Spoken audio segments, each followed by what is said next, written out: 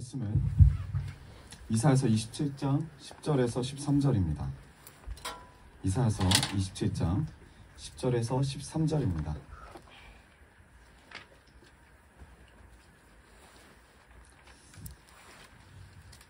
이사야서 27장 10절에서 13절 우리 같이 교독하겠습니다. 제가 먼저 읽겠습니다. 견고한 성읍이 적막해지고 집터는 버려져서 아무도 살지 않으니 마치 사막과 같을 것이다. 거기에서는 송아지가 풀을 뜯을 것이며 송아지가 거기에 누워서 나뭇가지들을 모두 먹어치울 것이다. 나뭇가지가 말라 꺾어지면 인들이 와서 그것들을 뗄감으로 주워다가 돌을 피울 것이다. 이 백성이 지각이 없으니 그들을 만드신 소리가 하나님께서 그들을 알리지 않으실 것이며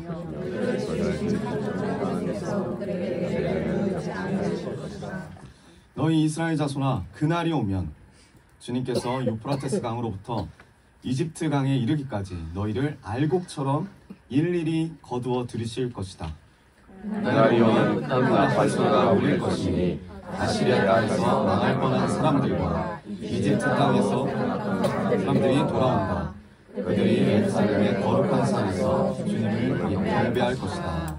아멘. 할렐루야. 우리 옆 분들과 인사합시다. 하나님의 축복이 임하길 원합니다. 하나님의 축복이 임하길 원합니다. 아멘. 오늘 말씀은 이제 이사야서 27장 마지막 이야기입니다. 하나님의 열심을 바라보자라는 제목으로 지금 이렇게 설교를 계속 하고 있습니다. 우리가 지난번에 1절부터 계속 나눴던 부분이 주님이 우리를 위해서 행하신 열심을 가지고 나눴습니다. 무엇을 하셨습니까? 주님이 뱀, 그 마귀를 이미 처치하신 줄을 믿으시길 바랍니다.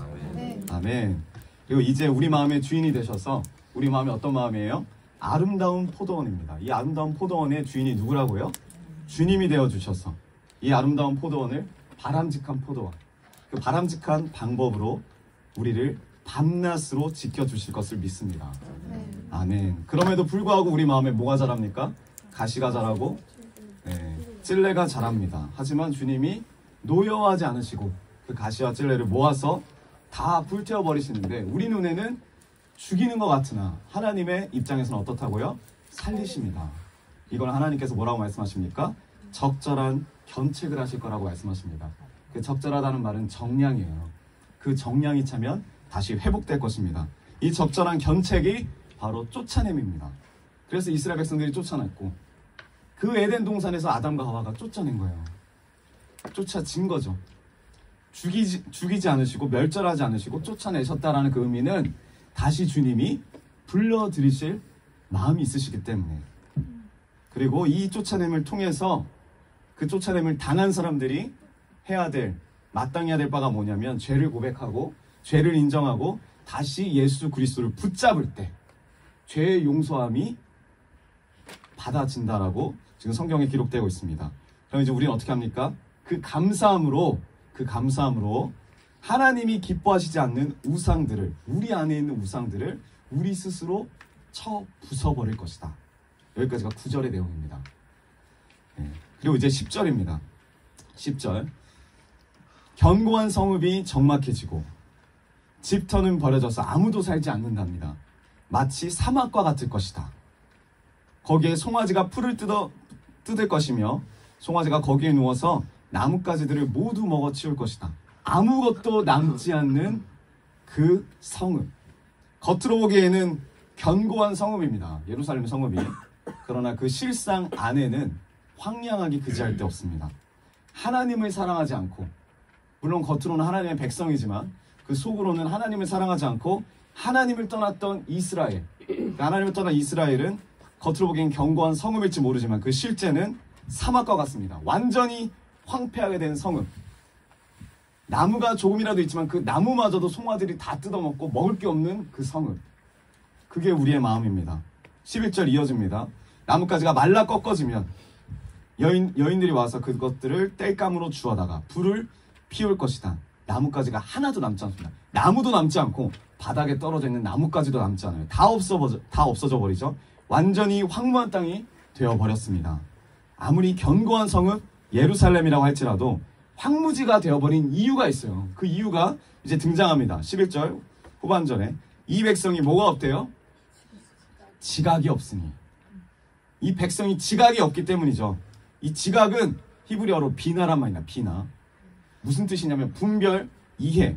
분별력도 없고 이해력도 없어요. 무엇이 하나님을 기뻐하시는 일인지 알아요. 이 백성들이. 동시에 뭘 알아요? 무엇이 하나님을 싫어하게, 기뻐하시지 않게 하는 일도 알아요. 이 두 가지를 다 알아요. 근데 이 백성들이 삶에서 하나님이 기뻐하실 삶을 살 생각이 없어요. 이스라엘 백성들 뿐만 아니라 우리도 마찬가지입니다. 그런 백성들의 삶이 어떻다고요? 겉은 견고한 성읍일지 몰라도, 겉은 번듯한 신앙일지 몰라도 그 내면은 황폐한 성읍이 그지 없습니다. 이런 자들을 우리가 쉽게 말해서 야고보서에서 두 마음을 품은 자라고 해요. 두 마음을 품은 자. 그래서 그들이 적절한 견책을 받게 되는 거예요. 11절. 그들을 만드신 조성자 하나님께서 그들을 어떻게 한대요? 불쌍히 여기지 않으실 것이며, 그들을 지으신 창조주 하나님께서 그들에게 은혜를 베풀지 않으실 것이다. 왜 심판을 이들이 받았을까요? 하나님의 긍휼과 은혜가 없었기 때문이에요. 그럼 왜 하나님의 긍휼과 은혜가 개입되지 않았을까요? 지각이 없었기 때문입니다. 하나님을 아는 마음. 어떤 지각이 있어야 했습니까? 우리가 어제 나눴습니다. 시편 73편 27절에서 28절. 주님을 멀리 하는 사람은 어떻게 된대요? 망할 것입니다. 주님 앞에서 정절을 벌이는 사람은 어떻게 된대요? 주님께서 멸하실 것입니다.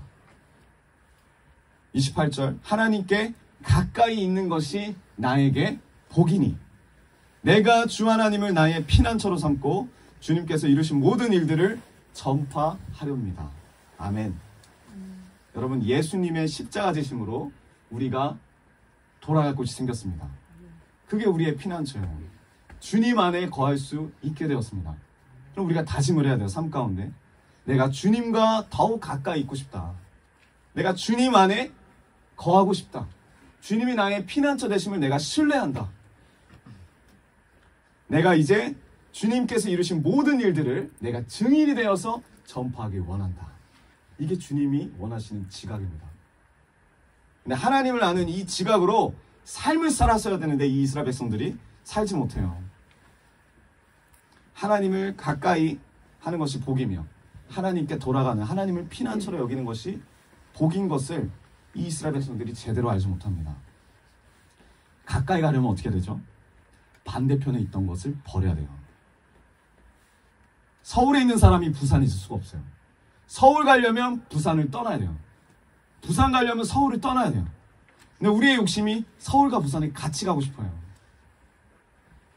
반대편 것을 버려야 합니다. 예레미야서 4장 22절. 나의 백성은 참으로 어리석구나. 그들은 나를 알지 못한다. 그들은 모두 어리석은 자식들이요 전혀 깨달을 줄 모르는 자식들이다. 악한 일을 하는 데에는 슬기로우면서도 좋은 일을 할 줄은 모른다. 이게 신약에 나오죠. 동일하게 지각이 없는 자기 백성들을 향해서 하나님께서 이렇게 선지자 예레미야 입을 통해서 선포하십니다. 악을 행하는 데는 너무 똑똑한데 선을 행하는 데는 너무 무지하다. 로마서 16장 19절의 말씀이에요. 선한 데는 지혜롭고 악한 데는 미련하다. 미련해야 되는데 그 반대로 사는 거죠. 여러분, 이스라엘 백성들이 지각이 없어서 긍휼과 은혜가 끊겼습니다. 그런데 우리 주님의 그 한없는 은혜 가운데, 긍휼 가운데 12절에 다시 선포하십니다. 12절 어떻게 말씀하시죠? 너희 이스라엘 자손아, 그날이 오면, 그날이 어떤 날입니까? 적절한 견책을 통해서 정량이 온전히 찰 때, 자신의 잘못을 직면하고, 죄임을 직면하고, 잘못을 깨닫고 주님을 의지하고 죄 용서를 받는 그날이 오면 주님께서 유프라테스 강으로서부터 이집트 강에 이르기까지 너희를 알곡처럼 일일이 거두어 들이실 것이다. 아멘. 11절은 분명히 은혜를 베풀지 않으신다고 하셨는데 12절에 갑자기 일일이 걷어주신대요. 일일이 구원해 주신대요. 왜 그럴까요? 그 이유는 간단합니다. 의외로 하나님이 아버지시기 때문이에요. 아버지의 마음입니다. 이것이 주님이 우리를 적당하게 견책하시는 방법이자 우리를 사랑하시는 마음이에요. 지금도 주님이 우리를 일일이 거두어 주시고 계심을 믿으시길 바랍니다. 아멘. 아멘. 제가 어렸을 때 억울한 일을 많이 당했습니다. 네, 억울한 일을 많이 당했는데 그래도 좀 감사했던 게 뭐냐면 저만 억울한 일을 많이 당하지 않고 항상 무슨 일이 있으면 진표종 사람이랑 같이 억울한 일을 같이 당했어요. 네, 아마도 같이 혼났다. 네, 그게 정말 축복이었던 것 같아요. 우리 집에 자전거가 잃어버렸습니다. 자전거를 잃어버렸어요.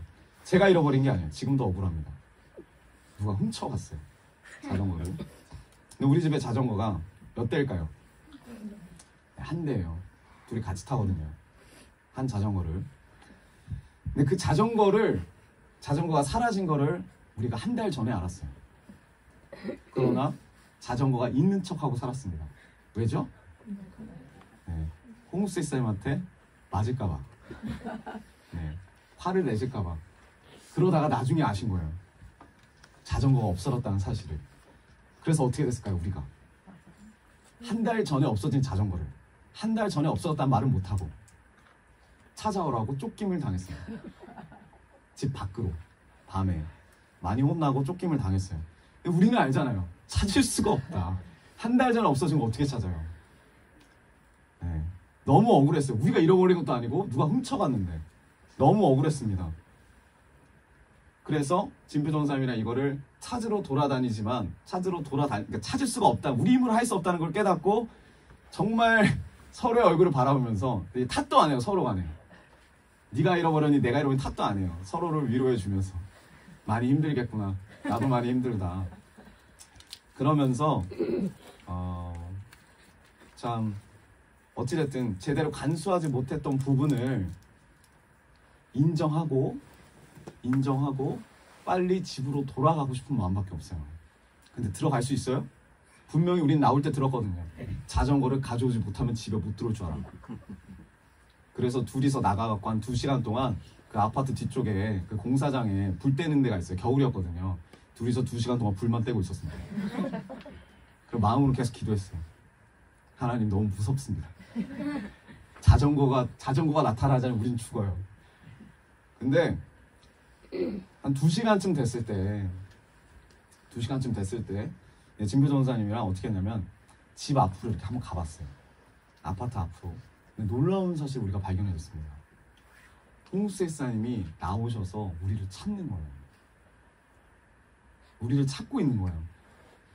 우리가 예상했던 바는 아무도 없어야 되고 그래도 추우니까 집 앞으로 이제 들어가려고 했는데 집 앞도 못 들어가는 거예요. 홍수의사 앞에 계시니까. 네. 무서웠어요. 그거 볼 때 맨 처음에 무서웠어요. 근데 맨 처음에는 왜 나왔지? 라는 생각을 하고 있는데 나중에 안 거예요. 아, 우리가 없어진 줄 알고 걱정이 되어서 나왔구나. 방금 전에 화를 내서 쫓겨났는데 쫓겨남을 통해서 그냥 막 억울해하고 짜증, 우리가 항상 그러잖아요. 억울해하고 짜증내고 사람 핑계대고 저 사람 핑계대고 환경 핑계대고 하지만 결과적으로 잃어버린 거는 나 때문이라는 거예요. 그럼 내가 이걸 돌이키고 하나님께 기도하며 나아갈 때 하나님의 마음으로 우리 부모님의 마음을 있게 하셔가지고 나오셔서 우리를 맞이해 주신다는 거예요. 그때 너무 감사하더라고요. 그 희망이 보였어요. 집에 들어가도 죽진 않겠다. 그리고 무사히 집에 들어갔습니다. 근데 바로 들어갔을까요? 아니요. 바로 못 들어갔어요. 신뢰가 안 됐거든요. 진짜일까 아닐까? 이게 계속 왔다 갔다 해요. 근데 진짜라더라고요. 진짜. 하나님의 마음이 그 마음이더라고요. 하나님의 마음이. 나를 찾으러 다니시는 그 부모님의 사랑 앞에서 우리가 염치 없음이 동시에 느껴지고 동시에 뭐가 느껴져요? 감사함이 느껴져요. 그리고 나서 몇 달 있다 그 자전거를 찾았습니다. 학교 앞에 자전거 쌓여 있는데 거기에 누가 버려놨더라고요. 그 자전거도 찾아봤어요. 하나님의 은혜죠. 여러분, 쫓아내신 그 하나님이 이제 때가 돼서 어떻게 해요? 하나님의 때가 됐을 때, 하나님이 생각하시는 그 때가 되면, 정량이 차면 우리를 불러주신다는 거예요. 우리가 나가는 게 아니에요. 우리는 아직도 죄인이에요. 해결하지 못해요, 우리의 죄를. 자전거를 찾을 수가 없어요.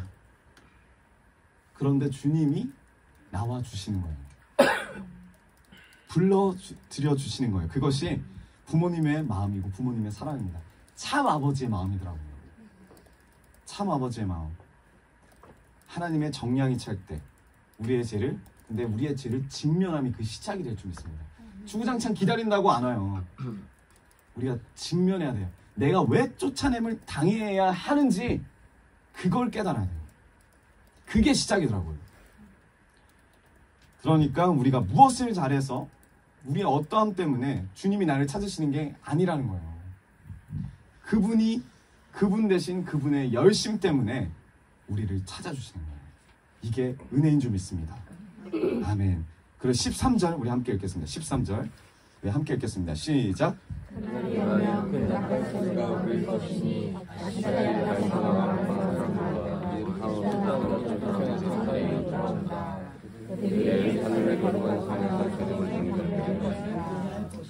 아멘. 자, 13절 어떻게 끝납니까? 네, 그래서 결국에는 경배한대요. 결국에는 예배한다고 합니다. 만약 이스라엘 백성들이 포로기에서 돌아오는 이 귀환이 이 포로 생활 동안 뭐 잘 신앙생활을 해서 돌아오는 거라면, 아니면 그 아버지의 마음에 서운했던 것들을 이 포로 기간 동안 잘 해결해가지고 이들이 돌아오게 된 거라면 이들이 돌아와서 하나님 앞에 예배를 드리겠습니까? 아니에요. 예배 드리지 않아요. 이들이 제일 먼저 할 건 뭐냐면 자기를 높이는 거예요. 내가 포로기 동안 이렇게 살았기 때문에 내가 이렇게 돌아오게 된 거야. 주님 이야기는 하지만 자기를 이야기해요. 누가 그렇게 삶을 살았죠? 신약에서? 바리새인들. 내가 하나님 앞에 이렇게 헌금하고 이렇게 예배드리고 이렇게 하나님의 율법대로 삶을 산다. 그래서 내가 하나님 앞에 나아간다. 이게 바리새인들의 고백입니다. 근데 여기서 예배하다라고 번역한 히브리 말이 어떤 의미냐면 풀이 죽다라는 뜻이에요. 풀이 죽다. 우리가 어제도 나눴죠. 다른 말로 엎드리다. 풀이 죽어 엎드리다. 이게 예배입니다. 주님 앞에 쫓겨남을 당한 자들, 쫓겨짐을 당한 자들, 그들이 어떠한 열심으로 어떠한 신앙생활 잘해서 오는 게 아니라, 그들의 어떠함이 아니라 하나님이 하나님의 뜻에 정량에 찼을 때 그들을 드려주셔서 그럼 그들이 느끼는 바가 염치가 없어요. 할 말이 없어요. 감사함 가운데 엎드려서 풀이 죽어서 그 감사함으로 주님 앞에 예배드리는 것. 그게 지금 이 마지막 이사야서 27장의 하이라이트예요. 와, 내가 돌아왔다. 내가 이제 살았다. 이렇게 힘있게 주님 앞에 예배드리면서 나가는 게 아니라, 이렇게 찬양하는 게 아니라 풀이 죽어 엎드려 그저 주님의 얼굴을 구하는 이 상한 심령의 마음, 염치 없는 마음, 그 마음으로 주님 앞에 예배드리는 거예요. 나의 어떠한 자람도 아니고 어떠함도 아니고 나의 어떠함이 하나도 개입되지 않는 그 상태, 그 마음으로 주님 앞에 예배드리는 겁니다. 여러분, 우리의 예배가 어떤 예배입니까? 당당하십니까? 아니, 우린 그럴 수가 없어요. 우리 모두 다 여기에 앉아 있을 수 없는 존재들입니다. 근데 주님의 사랑으로, 주님의 은혜로, 주님이 곳곳마다 흩어져 있고 버려져 있는 우리들을, 알곡들을 다 거두어 들이셔서 주님의 나라 가운데 사용하시기 위해서 우리를 이끄신 줄 믿습니다. 우리를 찾아주셨어요. 이게 주님의 적절한 견책의 목적이에요. 그 목적이 뭐라고요? 진정한 예배자 만들기 위한 목적. 예덴 동산부터 이게 하나님이 계획을 하셨습니다. 예덴 동산 때 아담과 하와가 범죄했을 때 그들을 죽이지 않았어요. 그들을 쫓아내셨지만 그게 주님의 사랑이었다는 거예요. 다시 회복시켜서 돌아오게 하려고, 정량이 찼을 때 이들이 죄를 직면하고 예수 그리스도를 의지함으로 다시 돌아오게 하려고 하나씩 하나씩 모으시는 겁니다. 이삭 줍듯이, 이삭 줍기를 하듯이 하나씩 모으셨어요. 그래서 아무도 이렇게 모인 자들은 주님 앞에 잘난 척할 수가 없어요. 나는 이렇게 사는데 왜 너는 이렇게 못 살아라고 교인들한테 말할 수가 없어요. 가르칠 수가 없어요. 내 경험과 내 의로 권면할 수가 없어요. 내가 뭐라고. 그 나팔소리 앞에서, 그 천국의 나팔소리 앞에서, 주님이 함께 하시는 그 놀라운 기쁨의 영광 앞에서 우리가 할 수 있는 게 뭐예요? 풀이 죽어서 감사함으로 주님 앞에 엎드리는 거예요. 그게 예배래요. 그게 주님이 찾으시는 예배자래요.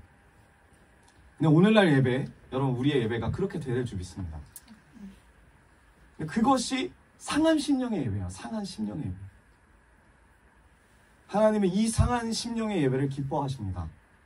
그러나 우리는 상한 심령의 예배를 기뻐하지 않아요. 우리는 밥도 많이 먹어야 되고 잠도 많이 자야 되고 시원해야 되고 따뜻해야 되고 공기도 좋아야 되고 그리고 햇빛도 잘 들어야 되고 우리는 늘 예배를 할 때 컨디션이 좋아야 돼요. 예배를 드리는데 컨디션이 상당히 중요해요. 이게 안 중요하다는 게 아닙니다. 근데 주님이 원하시는 예배는 컨디션이 좋은 예배가 아니에요. 상한 심령의 예배입니다. 요한복음 4장 23절 참되게 예배를 드리는 사람들이 영과 진리로 아버지께 예배를 드릴 때가 온다. 정량이 찰 때가 온다. 지금이 바로 그때이다. 어느 때? 적절한 견책 가운데 정량이 찬 때. 주님께 돌아온 자들 그 상한 심령으로 주님 앞에 영과 진리로 예배 드리는 그때 아버지께서는 이렇게 예배를 드리는 사람들을 어떻게 하신다? 찾으신다. 할렐루야. 우리가 이러한 자들이 되기 원합니다. 하나님의 상한 심령의 예배 가운데서 영과 진리로 드리는 예배 가운데서 그분만을 바라보는 예배자를 찾으신다는 거예요. 이제 우리가 이 은혜를 받았다면 주님으로 말미암아 죽을 수밖에 없는 우리가 주님으로 말미암아 살리심의 은혜를 받았다면 우리는 어떻게 살아야 됩니까? 생명 다해서 주님 사랑해야죠. 우리 생명 다해 주님 사랑할 준비 됐습니까? 우리가 이제 그렇게 살기 원해요. 선교갈 때 진표전사님 계속 이야기하고 있어요. 3박 4일을 가는데 우리가 잠은 좀 잘 자야 되지 않나. 진표전사님이 좀 걱정이 되나 봐요. 네, 필리핀 거기 오지로 가니까 잠은 잘 자야 되지 않냐. 그래서 제가 그랬죠. 우리 성도님들은 텐트 치고 잘 준비가 돼 있다. 돼 있죠? 네. 네. 좀 그래도 덥고 비가 오니까 시사되지 않냐. 그 천연 물이 나옵니다. 하늘에서. 우리 성도님들은 안 씻을 준비도 돼 있다. 컨디션이 좋지 않아도 주님이 부르시면 거기 갈 준비가 돼 있다. 그래서 진표전사님 감동을 먹더라고요. 와 진짜 그 정도로 마음을 먹었냐. 생명 다하여 주님을 사랑하실 준비가 되셨습니까? 네. 그렇게 사랑하길 원해요. 골로새서 3장 봅시다. 골로새 3장 1절. 그러므로 여러분이 그리스도와 함께 이어지는 거죠. 살려주심을 받았으면 어떻게 하래요? 위의 것들을 추구하십시오. 거기에는 그리스도께서 하나님 오른쪽에 앉아 계십니다. 그렇게 살리심을 받은 자들은 어떻게 살으래요? 위의 것을 찾으며 살으래요. 여러분 위의 것은 무엇입니까? 하늘의 신령한 복을 말하는 게 아니에요. 지금 정확히 나오죠. 위엔 누가 있대요? 예수 그리스도께서 하나님 보좌 우편에 앉아 계신대요. 우리가 찾을 것은 주님밖에 없습니다. 그리스도밖에 없습니다. 그래서 3장 2절 여러분은 땅에 있는 것들을 생각하지 말고 위의 것들을 생각하십시오. 그리스도를 바라보라는 내용이에요. 이제 살리심을 얻었으면 주님을 바라봐라. 3절 여러분은 이미 죽었고 적절한 견책을 통해서 죽었어요. 죽었고 여러분의 생명은 그리스도와 함께 하나님 안에 감춰져 있습니다. 이제 주님 안으로 들어갈 수 있는 거예요. 피난처로. 이게 복임을 선포하는 자들. 4절 여러분의 생명이시 이제 우리의 생명이 되시는 거예요. 뭐가? 그리스도께서. 그 그리스도께서 나타나실 그때에 여러분도 그분과 함께 영광에 쌓여 나타날 것입니다. 아멘. 우리의 어떠함이 아닙니다. 다 주님이 하셨어요.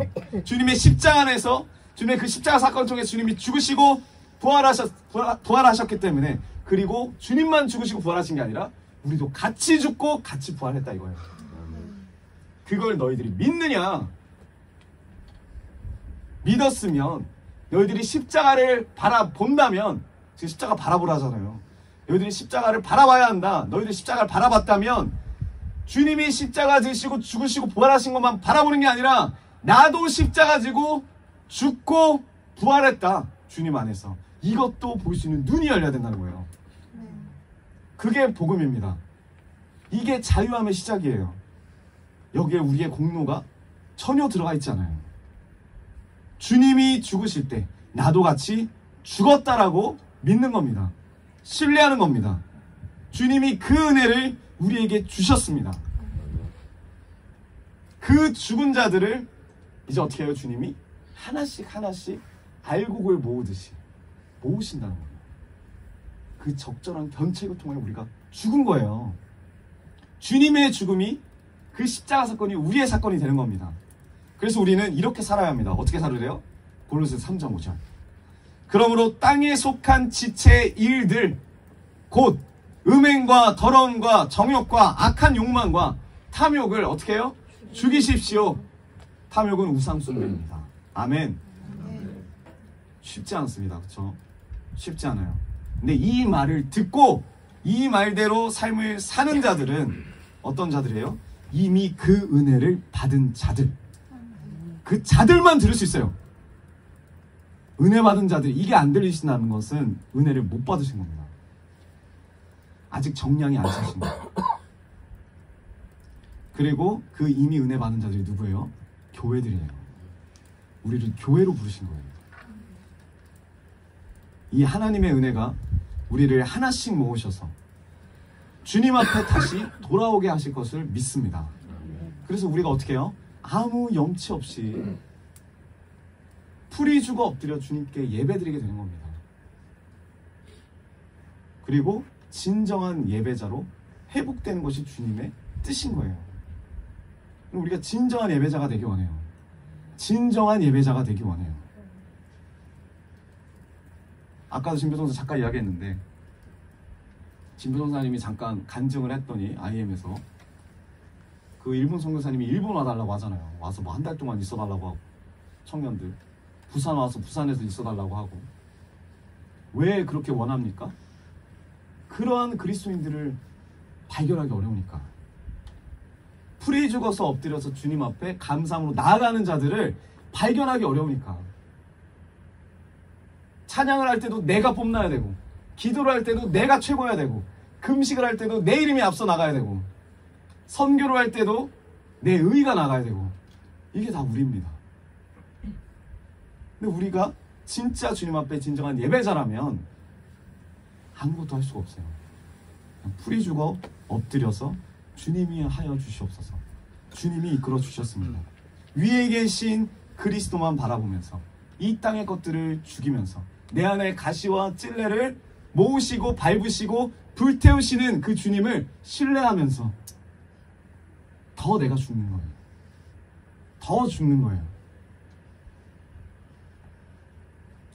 이 은혜가 글로비전교회 모든 성도님들 사역자들 가운데 충만하기를 주님의 이름으로 축복합니다. 우리 옆 분들과 인사합시다. 더 주님 안에서 죽읍시다. 더 주님 안에서 죽읍시다. 할렐루야.